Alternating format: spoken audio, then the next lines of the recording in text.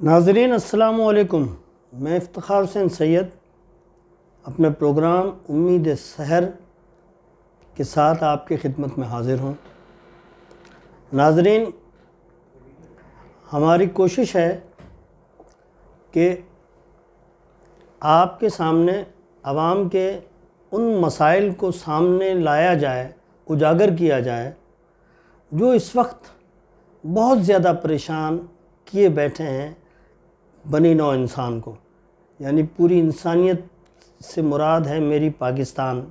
कि पाकिस्तान जिन मसाइल का शिकार है उसमें मादी मसाइल तो अपनी जगह हैं, लेकिन जिससे नफ्सियाती मसाइल, रूहानी मसाइल भी कहते हैं।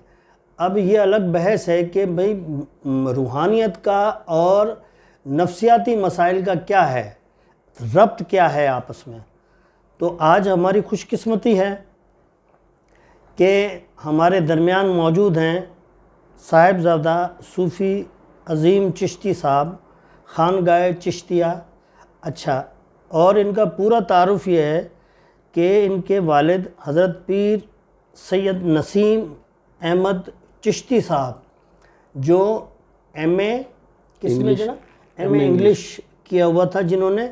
तो इसका मतलब ये है कि ये एक रोशन ख़याल, यानी खानकाह जो कि लोगों की तरबियत करती है, रूहानी तरबियत करती है, तो उसको साइंटिफिक बुनियादों पर भी लेके चलते हैं और उसका रूहानी यानी कुरान मजीद फ़ुरक़ान हमीद के ज़रिए भी लोगों तक वो चीज़ें पहुंचाते हैं जिन्हें यूज़ करके इंसान बहुत अपने आप को इत्मीनान महसूस करता है और मसाइल से लड़ने की जुर्रत पैदा कर लेता है।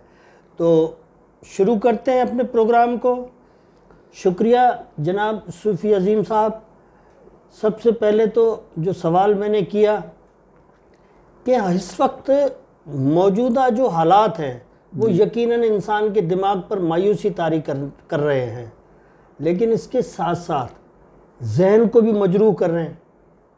तो कोई ऐसा हल बताइए कि दुनियावी तौर पे तो हम कहते हैं कि जी पैसा होगा तो तमाम मसाइल का हल हो जाएगा, लेकिन कुछ मसाइल में देख रहा हूँ कि जो बड़े बड़े लोग हैं पैसे वाले वो भी परेशान हैं।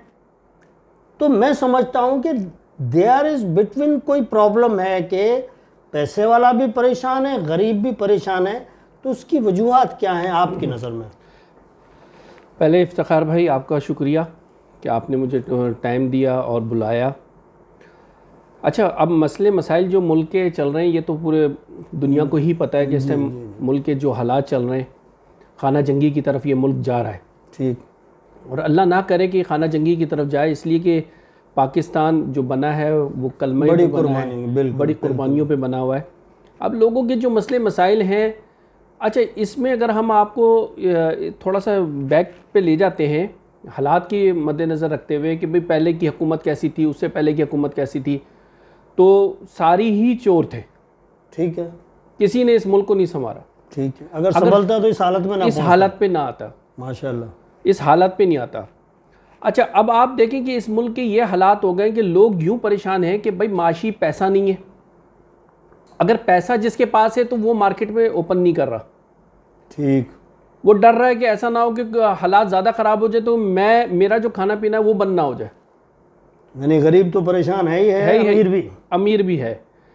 तो इस हालात के मद्देनज़र को रखते हुए सबसे पहले पाकिस्तान को ये चाहिए कि इनसे तो मुल्क चलाया नहीं जाएगा, ये पाकिस्तान आर्मी को दे दे मुल्क। यकीन करें, जो जान छूट जाएगी हर बुरे वक्त में, जब सैलाब आएगा तो आर्मी ने आना है, जलजले आने तो आर्मी ने आना है, मुल्क में कोई ऑपरेशन हो रहा है तब आर्मी को बुलाना है। तो भाई जब सब कुछ ही आर्मी ने करना है तो तुम लोग यहाँ वोट लेकर क्या कर रहे हो? जान छोड़ो यार हमारी। दलील तो आपकी अच्छी है, लेकिन मैं डिसएग्री करूँगा इस चीज़ से कि आर्मी तो अपना अपना काम ही करे तो बेहतर है, क्योंकि फंस जाएंगे फिर हम। नहीं फंस जाएंगे, लेकिन वो मकसद वो करप्शन इतनी नहीं कर पाते ना, वो करने देते हैं किसी को। ये बात बिल्कुल दुरुस्त है, या डिसिप्लिन फोर्सेस होने की वजह से उनके हर काम में एक डिसिप्लिन नजर आता है। बिल्कुल। तो मैं ये समझता हूँ कि ये मुल्क बेहतर है कि ऐसा क्यों ना किया जाए कि जो जो जो जो जो कम करप्ट सियासतदान, हाँ, उसे कह लें, मकसद रहना अब चोरों के साथ किया आपने। अब यही इस्तेलाह पहले होती थी ना करप्शन के बाद। जी जी। अब जिसको हम उठा रहे हैं वही करप्शन किसी ना किसी शक्ल में, डायरेक्ट इनडायरेक्ट, मतलब मैं नहीं ले रहा हूँ, मेरा भाई ले रहा है, मेरा भाई नहीं ले रहा है, मेरा भतीजा ले रहा है, तो कहीं ना कहीं फंसा हुआ है। तो कम करप्ट लोगों को ढूंढ कर, लेकिन वो अपने अंदर सलाहियत और एक्सपर्टीज रखते हैं, उनके अगर हवाले कर दिया जाए तो मेरे ख्याल है बेहतर है, इससे आइन भी बच जाएगा। मैं ये इसलिए कह रहा हूँ कि आइन की ऑब्लिगेशन पूरी इंटरनेशनल वर्ल्ड से हमारी 30 अरब डॉलर की तकरीबन एक्सपोर्ट और ये है, तो उसके ऊपर भी असरअंदाज होंगे। और पूरे ये जो मामलात हैं, तो बहरहाल हम इसको, मैं तो डिसएग्री करता हूँ इस बात से, लेकिन आप मेरे प्रोग्राम में आए तो आपकी राय सर आंखों पे। अच्छा, दूसरा सवाल मेरा ये बनता है अब कि इस सिचुएशन में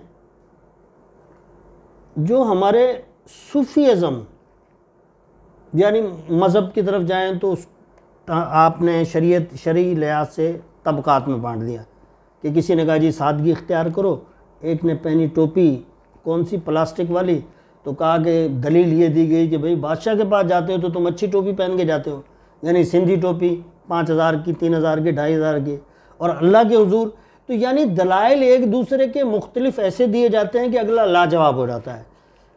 एक सूफीज़म हमारे पास रास्ता बचता है कि जो हमारे सलासिल हैं या स्वालिहीन का जिक्र जो कुरान करता है कि कम से कम उनकी तरफ हम मुतवज्जा हों ताकि वो हमें जोड़ें, जिसे हम सूफीज़म भी कहते हैं। तो आप समझते हैं कि कुछ हल इस तरफ हमारा निकलेगा? इफ्तिखार भाई, सबसे पहले तो मैं आपको बताऊं, आप कौन सा सूफीनिज़म ढूंढना चाह रहे हैं इस मुल्क में? जहाँ तज़किया नफ्स हो, कम से कम अपने सादगी जिंदगी, सादा ज़िंदगी, यानी हज़रत सलमान फ़ारसी, हज़रत बिलाल हबशी, जब हम फौरी तौर पे उस मदीना की रियासत की जिक्र करते हैं तो हम ये नहीं कहते कि वो अपनी ज़िंदगी किस तरह से गुजारते थे। वो 700 कनाल के महलों में तो नहीं रहकर वो बातें करते थे ना, कि आपकी सादगी मुआशरे को सादगी की तरफ मजबूर करेगी, यानी हुक्मरान की सादगी। सर अब मैं आपको बताऊं, आपको पाको हिंद की सबसे बड़ी खानगाह थी हज़रत निज़ाम पाक रहमतुल्लाह अलैह की, निज़ामुद्दीन औलिया महबूब सुबहानी की जो खानगाह है ना, उससे बड़ी किसी की खानगाह नहीं थी सलासिल चिश्त में। और आपके साथ हमेशा की हमेशा कोई ना कोई बादशाह आपसे जलता था, आपको तकलीफ़ें पहुँचाता था, लेकिन आप अपने काम में मुस्तहकम रहे और आपने कदम बढ़ा के रखा, सीरत नबी को बयान करते रहे, तौहीद अल्लाह को बयान करते रहे, लेकिन आपने खानगाही निज़ाम को नहीं छोड़ा। अलाउद्दीन खलजी ने बहुत आपको ज़्यादा परेशान किया। अलाउद्दीन खलजी ने तो बहुत ज़्यादा इतना परेशान किया आपको कि मैं आपको बयान नहीं कर सकता, ये एक बहुत तवील एक गुफ्तगू है। अच्छा, अब खानगाही निज़ाम हमारा जी तबाह कहाँ से हुआ है? बात ये है भाई, खानगाही निज़ाम था तो ख्वाजा मोइनुद्दीन चिश्ती अजमेरी रहमतुल्लाह अलैह 92 लाख हिंदुओं को मुसलमान करके गए। कौन से फ़िक़े पे करके गए? सुभान अल्लाह। निज़ाम पाक बाबा फरीद अगर ये करके गए तो कौन से फ़िक़ों पे करके गए मुसलमान?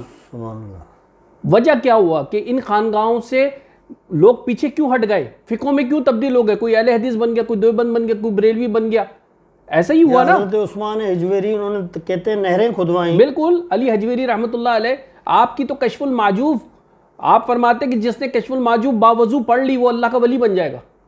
माशाअल्लाह, वो दाता अली हजवेरी है। तो मुझे ये बताएं कि जी ये जो स्पेस है आपको क्यों हो गया, इतना क्यों हो गया? वजह ये कि दरबार पे से रूहानियत ख़त्म हो गई। जिस मकासद के लिए, यानी उस वक्त भी तंग हो गए, दरबार की तरफ लोग रुजू किया उन्होंने। रूहानियत कैसे ख़त्म हो गई? रूहानियत ऐसे ख़त्म हो गई कि भाई वहाँ के जो मामलात है ना, वो लोगों ने अपने हाथ में सिर्फ पैसे को खुदा बना लिया है। ठीक, अब मैं अकीदत से अगर जा रहा हूँ ख्वाजा मोइनुद्दीन चिश्ती अजमेरी, मुझे मिलना है फैज़, इसलिए साहिब मज़ार जो है वो लोगों के दिलों के हाल जानता है।